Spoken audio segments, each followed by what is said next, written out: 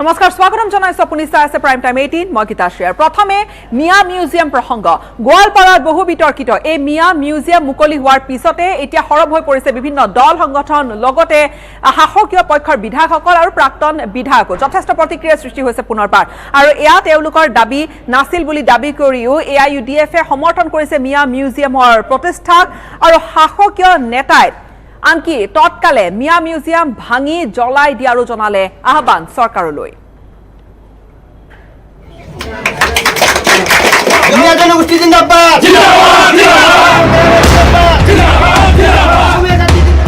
এয়াই মিয়া মিউজিয়াম বহু চৰ্চিত এয়া মিয়া মিউজিয়াম শ্ৰীমন্ত শংকৰদেৱ কলাক্ষেত্ৰত মিয়া মিউজিয়ামৰ দাবী তুলিছিল বিধায়ক শ্বেৰমান আলী আহমেদে পিছে বিজেপি চৰকাৰে কোনো কাৰণত কলাক্ষেত্ৰতে নহয় অসমত মিয়া মিউজিয়াম হ'ব নিদিয়ে বুলি ঘোষণা কৰিছিল কিন্তু কলাক্ষেত্ৰত মিয়া মিউজিয়াম পাতিব নোৱাৰি মিয়া পৰিষদৰ গোৱালপাৰা জিলা সমিতিয়ে গোৱালপাৰাৰ লক্ষীপুৰৰ ডাবকাৰ ভিটাত দেওবাৰে মুকলি কৰিলে এইটো মিয়া মিউজিয়াম এই মিয়া মিউজিয়ামত ৰখা হৈছে এইসমূহ সা সামগ্ৰী এই মিয়া মিউজিয়াম মুকলি হোৱাৰ বাতৰি সম্প্ৰচাৰ হোৱাৰ পিছতে কংগ্ৰেছী বিধায়ক কমলাক্ষ দে পুৰকাষ্ঠই ইয়াৰ অন্তৰালত মুখ্যমন্ত্ৰীৰ হিডেন এজেণ্ডা আছে বুলি দাবী কৰি মিয়া মিউজিয়ামৰ দৰে বেংগলী মিউজিয়ামৰো দাবী কৰিলে মুখ্যমন্ত্ৰীৰ হিডেন এজেণ্ডা হয় আজিৰ দিনত মিয়া মিউজিয়াম হৈছে মুখ্যমন্ত্ৰীৰ এটা এজেণ্ডা হয় এতিয়া মই আগতেও মুখ্যমন্ত্ৰীক অনুৰোধ জনাইছিলোঁ সেইকাৰণে বেংগলী কেইটা আপোনালোকৰ ভোটাৰে হয় আৰু 80% 90% ক'ৰবাত 100% ভোট বেংগলী কেইটা বিজেপিক ভোট দিলে আৰু সেইটো কাৰণে বেংগলী কেইটাৰ কৃষ্টি সংস্কৃতি প্ৰিজাৰ্ভ কৰিবৰ কাৰণে সিহঁতৰ কাৰণে এটা মিউজিয়াম এটা বনাব লাগে বেংগলী মিউজিয়াম এটা বনাব লাগে বিজেপিৰ প্ৰাক্তন বিধায়ক শিলাদিত্য দেৱে কৈ দিলে তৎকালে ভাঙি পেলাব লাগে মিয়া মিউজিয়াম টোটেলি ভাঙি দিব লাগে জ্বলাই দিব লাগে কাৰণ বাংলাদেশী মিয়াই বনোৱা মিয়া মিউজিয়াম জ্বলাই দিব লাগে বুলিও দাবী কৰিলে শিলাদিত্যই গোৱালপাৰাত যেটো মিয়া মিউজিয়াম বনাইছে এইটো ইমিডিয়েটলি ভাঙি দিব লাগে বা যেটোক আমি ক'ব পাৰোঁ বাংলাদেশী মিউজিয়াম বাংলাদেশী মুছলমান মিউজিয়াম সেইটো টোটেলি ভাঙি দিব লাগে জ্বলাই দিব লাগে কাৰণ অসমত আমি মিয়া মিউজিয়াম কেতিয়াও বনাব নোৱাৰোঁ বিজেপিৰ সাংসদ কামাখ্যা প্ৰসাদ দাসাইও মিয়া মিউজিয়ামৰ বিৰোধিতা কৰি ক'লে এটা বৰ আচৰিত কথা এটা শুনি পেলাই লাজ লগা কথা এটা মিয়া মিউজিয়াম থাকিব পাৰে নেকি তেওঁলোকে কিয় অসমীয়া মিউজিয়াম এটা স্থাপন নকৰিলে অসমীয়া ভাষা সাহিত্য সংস্কৃতিৰ ওপৰত যিবিলাক আজিলৈকে কাম হৈছে যিবিলাক সংস্কৃতিৰ ঐতিহ্য আছে সেইবিলাক কিয় প্ৰদৰ্শিত কৰাৰ চিন্তা নকৰিলে তেওঁলোকে অসমীয়া হ'বলৈ কিয় চেষ্টা নকৰিলে এই কথাটো মই আচৰিত পাইছোঁ আৰু ইয়াৰ প্ৰতিবাদো হোৱা দৰকাৰ শাসকীয় বিজেপিৰ জ্যেষ্ঠ বিধায়ক প্ৰশান্ত ফুকনে মিয়া মিউজিয়ামক বিৰোধিতা কৰি মিয়া কালচাৰ পুলিতে উৎখাত কৰাৰ দাবী তোলে তীব্ৰ প্ৰতিবাদ জনাইছোঁ আৰু অতি সোনকালে চৰকাৰক কৈছোঁ যে এইটো বিষয় লৈ এটা বিশেষ ব্যৱস্থা লৈ অতি সোনকালে উচ্ছেদ কৰিব লাগে আৰু তেনেকুৱা কোনো কালচাৰ মিয়া কালচাৰৰ লৈ কিবা গুজেই গজালি হোৱাৰ যি ব্যৱস্থা এই ব্যৱস্থাটো অতি সোনকালে বন্ধ কৰিব লাগে মিয়া মিউজিয়ামক লৈ বহু দল সংগঠনে মুকলি বিশুদ্ধাৰ প্ৰকাশ কৰিলে আছুৰ দাবী অসমৰ ইতিহাসত মিয়া জনগোষ্ঠী নাই মিয়া মিউজিয়াম যদি কোনোবা বাংলাদেশত স্থাপন কৰিলেহেঁতেন আমাৰ ক'বলগীয়া নাছিল গোৱালপাৰা জিলাৰ লক্ষীপুৰত যিহেতু মিয়া মিউজিয়াম তেওঁলোকে স্থাপন কৰিছে তেওঁলোকৰ বোলে তাহানিৰ পৰা ব্যৱহাৰ কৰা সামগ্ৰী তেওঁলোকৰ সংৰক্ষণ কৰিব অসমত অৰাজকতা সৃষ্টি কৰাৰ এটা পৰিৱেশ কৰি আছে ৰাজনৈতিক মুনাফাৰ কাৰণে বিজেপিৰ সাংসদ দিলীপ শইকীয়াই ক'লে যদি দেশত থাকি দেশৰ বিৰুদ্ধাচৰণ কৰে কোনোবাই তেতিয়াহ'লে ইয়াৰ কোনো অৰ্থ নাথাকিব টাই আহোম ছাত্ৰ সন্থা ইছলাম ছিদ্দিকী আৰু বাঘ হাজৰিকাৰ আদৰ্শ ল'বলৈ মিয়া মিউজিয়াম খোলা সকলক আহ্বান জনালে আজি মিয়া পৰিষদে কয় আমাক মিয়া মিউজিয়াম লাগে কালি ক'ব গৰিয়াই মৰিয়াই আমাক লাগে আচলতে এইটো দুৰ্ভাগ্যজনক কথা এবাৰ অসমীয়াক যদি আপোনালোকে আবেগে অনুভূতিৰে আপোনালোকে আঁকোৱালি লৈছে বিভাজনমুখী এটা নীতি আনি পিনে তেওঁলোকে কিন্তু এই বিষয়টো বিতৰ্কৰ মাজলৈ লৈ গৈ নিজকে অসমীয়া বুলি প্ৰতিষ্ঠা কৰিবলৈ যায় মিয়া মিউজিয়ামৰ বিৰুদ্ধে এই বিৰোধিতা হোৱাৰ সময়ত কিন্তু মিয়া মিউজিয়ামত দেখা সা সামগ্ৰীবোৰক দেখি হেনো নষ্টালজিক হৈ পৰিল AIUDFৰ জ্যেষ্ঠ বিধায়ক ডক্টৰ হাফিজ ৰফিকুল ইছলাম। কিছুমান সামগ্ৰী তেখেতসকলে তাতে সংৰক্ষণ কৰাৰ এটা প্ৰচেষ্টা লৈছে। কৃষকসকলে ব্যৱহাৰ কৰা কিছুমান সামগ্ৰী সৰুতে আমি দেখিছিলোঁ, এতিয়া পথাৰত নাই। সেইবিলাক কালি দেখি মই নষ্টালজিক হৈ গৈছোঁ। চবে মিয়া মিয়া কৈ এটা জনগোষ্ঠীক মিয়া বুলি কৈ আছে, অসমীয়া হয় সেইসকল। সেইসকলৰ এটা কৃষ্টি কালচাৰ ব্যৱহাৰ কৰা কিছুমান সামগ্ৰী এই বস্তুবিলাক আছে। সেইখিনি হয়তো কোনোবা প্ৰয়াস কৰিছে যে এই বস্তুখিনি ধৰি ৰাখিলে পৰৱৰ্তী জেনেৰেশ্যন ল'ৰা ছোৱালীয়ে এই বস্তুবিলাক দেখিব, চিনিব।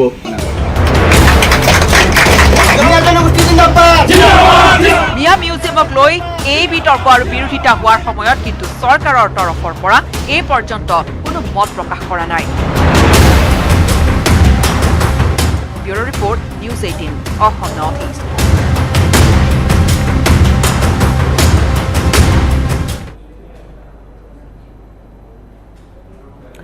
আৰু এই ধৰণে প্ৰতিক্ৰিয়াৰ জোৱাৰ অব্যাহত আছে। আন কিছু খবৰলৈ আগবাঢ়িম। 8টা মাহ ইতিমধ্যে অতিক্ৰম কৰিছে ৰাছিয়া ইউক্ৰেইনৰ এই যুদ্ধখনে পুনৰ ভয়ংকৰ হৈ পৰিছে। গোটেই যুদ্ধৰ পৰিৱেশ 24 ফেব্ৰুৱাৰীত আৰম্ভণি ঘটা এই যুদ্ধখনৰ এতিয়া আন এক ৰূপ দেখা গৈছে। ইউক্ৰেইনত চলিছে এতিয়া বহু সেনাৰ ৰুছ সেনাৰ ধ্বংসলীলা।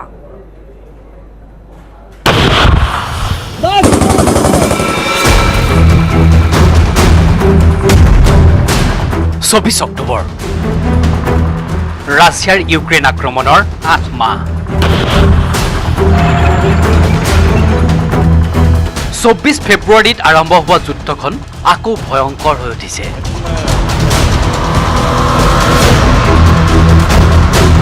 ৰুছ সেনাই ধাৰাসাৰ ড্ৰোন আক্ৰমণ, ক্ষেপণাস্ত্ৰ আক্ৰমণেৰে বিধ্বস্ত কৰি পেলাইছে কিয়েভকে ধৰি ইউক্ৰেইনৰ ভিন্ন প্ৰান্ত। এটা দিনতে অৰ্ধশতাধিক ক্ষেপণাস্ত্ৰৰে আক্ৰমণ কৰিছে ৰুছ সেনাই। একে সময়তে চৰ্চা চলিছে আন এক প্ৰসংগ, ডাৰ্টি বোম।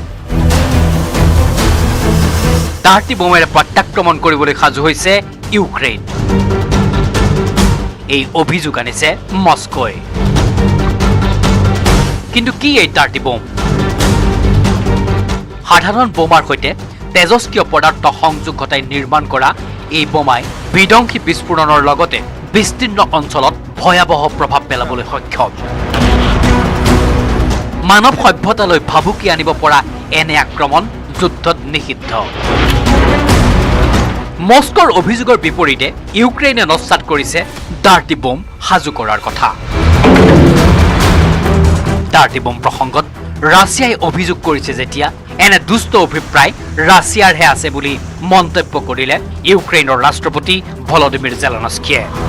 আনহাতে ইউক্ৰেইনী সেনাই বহু ৰুছ ক্ষেপণাস্ত্ৰ তথা ড্ৰোন আক্ৰমণ প্ৰতিহত কৰিছে বুলি দাবী কৰিলেও ইউক্ৰেইনৰ ভিন্ন প্ৰান্তত সৃষ্টি হৈছে অবৰ্ণনীয় পৰিস্থিতি।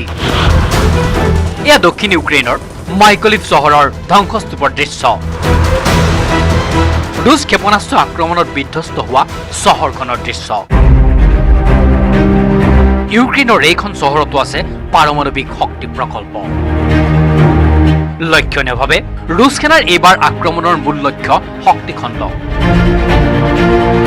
আৰু সেইবাবে হয়তো ৰুছ সেনাই ব্যৱহাৰ কৰিছে ইৰাণত নিৰ্মিত কামিকাজে ড্ৰোন।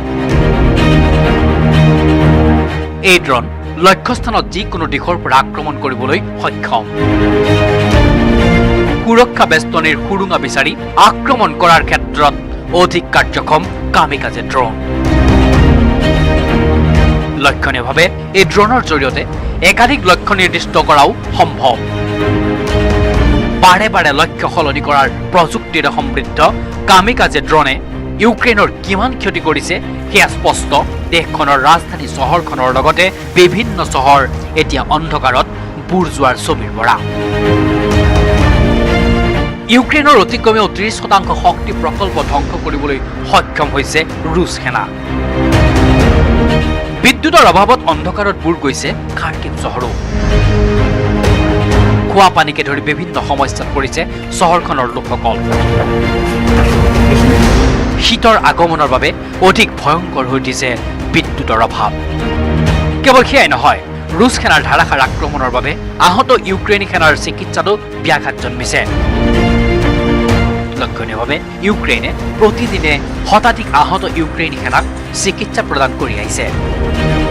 তাৰ মাজতো ৰুছ সেনাক প্ৰত্যুত্তৰ দি আহিছে ইউক্ৰেইন সেনাই। ইউক্ৰেইন সেনালৈ আহিছে বহিৰাষ্ট্ৰৰ ইটোৰ পিছত সিটো যুদ্ধাস্ত্ৰ। এই যুদ্ধাস্ত্ৰৰে অধিক উদ্যমেৰে যুঁজিবলৈ সাজু হৈছে ইউক্ৰেইন সেনা। ইউক্ৰেইন সেনাই ডনবাছ অঞ্চল পুনৰুদ্ধাৰ কৰিবলৈ ব্যৱহাৰ কৰিছে 30 কিলোমিটাৰ পৰ্যন্ত নিৰগৰ লক্ষ্যত আক্ৰমণ কৰিব পৰা যুদ্ধাস্ত্ৰ। ইপিনে ৰুছপন্থী খেৰচন চহৰৰ প্ৰশাসনে দিয়া নিৰ্দেশ মানি চহৰখন এৰি যাবলৈ বাধ্য হৈছে বহু ইউক্ৰেইনী নাগৰিক। নিপাৰ নদী পাৰ হৈ পশ্চিম ইউক্ৰেইনলৈ বাট বুলিছে এইসকল খেৰচনৰ বাসিন্দাই। ইউক্ৰেইনত বিধ্বংসী আক্ৰমণ কৰাৰ মাজতে চাইবেৰিয়াত এখন ৰুছ সেনাৰ বিমান দুৰ্ঘটনাগ্ৰস্ত হৈ জ্বলি উঠিল এটা 2-মহলীয়া অট্টালিকা। এই দুৰ্ঘটনাত মৃত্যু হয় 2জনকৈ ৰুছ সেনা পাইলটৰ। আনহাতে এই যুদ্ধৰ মাজতো কিভ চহৰত স্বাভাৱিক জীৱনৰ ছন্দ বিচাৰিছে এচাম লোকে। ইউক্ৰেইন চহৰৰ অট্টালিকাৰ তলত থকা বাংকাৰত চলিছে martial arts competition. News desk report, news 18 Assam north east.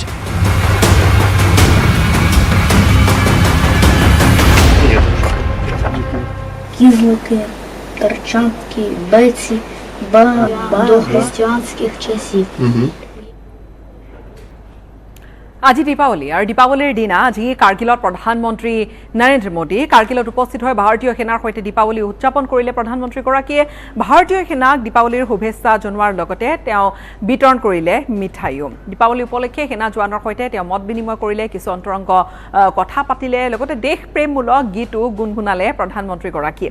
এপিনে কাৰ্গিলৰ বীৰ শ্বহীদক শ্ৰদ্ধাঞ্জলি জনাই ভাৰতীয় সেনাৰ বীৰত্বৰ কথা ক'লে প্ৰধানমন্ত্ৰী মোদীয়ে। লগতে কাৰ্গিলৰ পৰাই শত্ৰুপক্ষক সকীয়াই দিলে প্ৰধানমন্ত্ৰী নৰেন্দ্ৰ মোদীয়ে। আনহাতে প্ৰধানমন্ত্ৰীগৰাকীক কাষতে পাই যথেষ্ট উৎফুল্লিত হৈ পৰিল ভাৰতীয় সেনা জোৱান তথা বিষয়াসকল।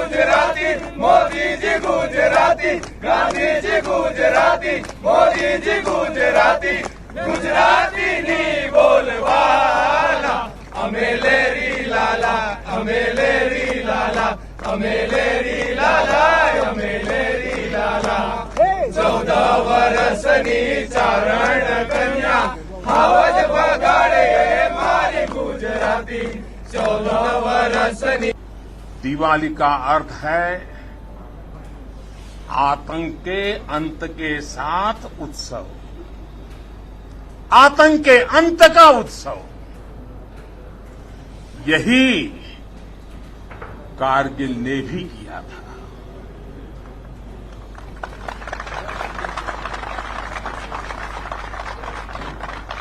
कारगिल में हमारी सेना ने आतंक के फन को कुचला था और देश में जीत की ऐसी दिवाली मनी थी, ऐसी दिवाली मनी थी कि लोग आज भी याद करते हैं। मेरा यह सौभाग्य रहा, मैं उस जीत का भी साक्षी बना था और मैंने उस युद्ध को भी करीब से देखा था। मैं हमारे अधिकारियों का आभारी हूं कि यहां आते ही मुझे 23 साल पुरानी मेरी वो तस्वीरें दिखाई जो पल मैं आपके बीच में बिताता था। मेरे लिए वो पल बड़ी भावुक थी जब मैं वो फोटो देख रहा था और मैं आप सबका बहुत आभारी हूं कि आपने मुझे यादों के अंदर वीर जवानों के बीच में बीते हुए मेरे पल को फिर से आपने मुझे याद करा दिया। পঞ্চভূতত বিলীন হ'ল বৰপেটা সত্ৰৰ বুঢ়া সত্ৰীয়া বশিষ্ঠদেৱ শৰ্মাৰ নচৰদে বৰপেটা সত্ৰৰ খটখটিত সত্ৰীয়া ৰীতি নীতিৰে ৰাজ্যিক মৰ্যাদাৰে সম্পন্ন হ'ল শেষকৃত্য এটা হুকাকুল পৰিৱেশৰ মাজত এই প্ৰতিবেদন আগবঢ়াই ইয়াৰ সৈতে বিদায় ল'ম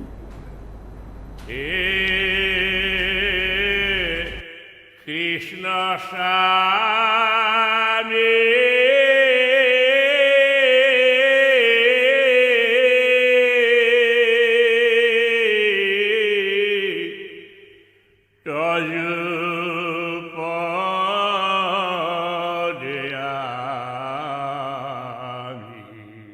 মহাপ্ৰাণৰ মহাপ্ৰয়াণ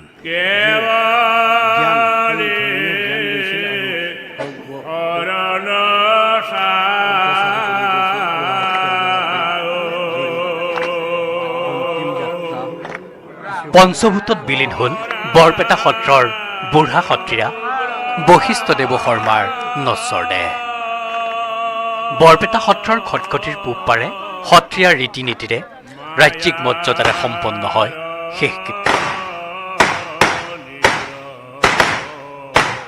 লোকাৰণ্য বৰপেটা সত্ৰ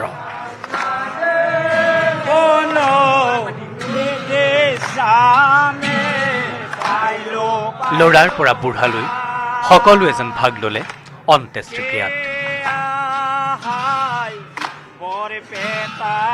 বুঢ়া সত্ৰীয়া তথা সংস্কৃতিৰ সাধকগৰাকীৰ মৃত্যুৱে যেন শোকসাগৰত পেলাই থৈ গ'ল বৰপেটাবাসী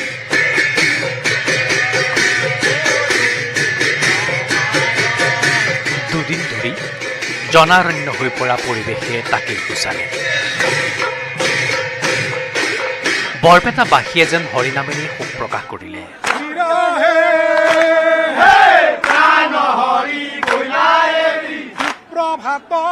মহিৰুহগৰাকীক শেষ বিদায় জনালে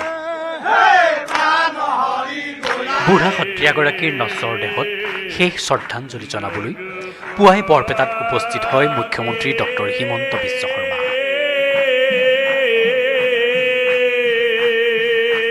পুৱাৰ ভাগতে বৰপেটা সত্ৰ বাছস্থানত শেষ শ্ৰদ্ধা জনাবৰ বাবে ব্যৱস্থা কৰা স্থানতে 21 জাই গুলীৰে বুঢ়া সত্ৰীয়াগৰাকীৰ নশ্বৰ দেহত ৰাজ্যিক মৰ্যাদাৰে শ্ৰদ্ধাঞ্জলি জনোৱা হয়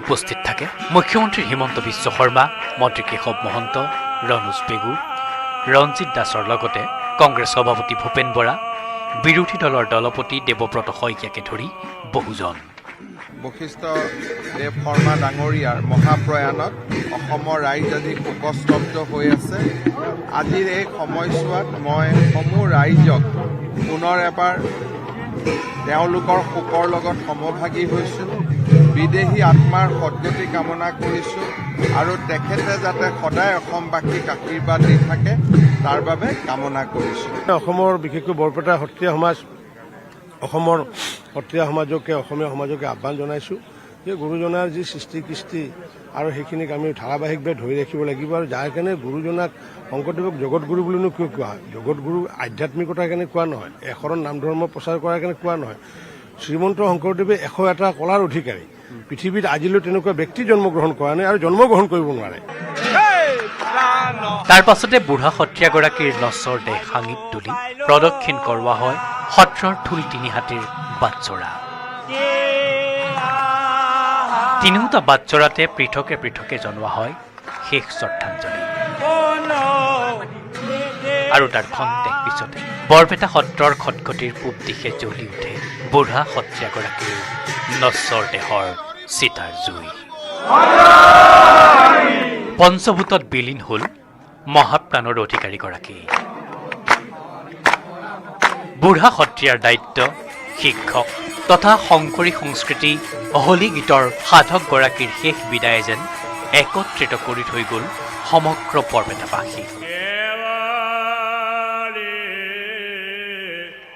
ৰাজ্যবাসীক সোঁৱৰাই দি গ'ল শংকৰী সংস্কৃতিৰ চৰ্চাৰ কথা অহলি গীতকে ধৰি অসমীয়াৰ কৃষ্টি সংস্কৃতিৰে জগত সভাত নিজৰ পৰিচয় বৰ্তাই ৰখাৰ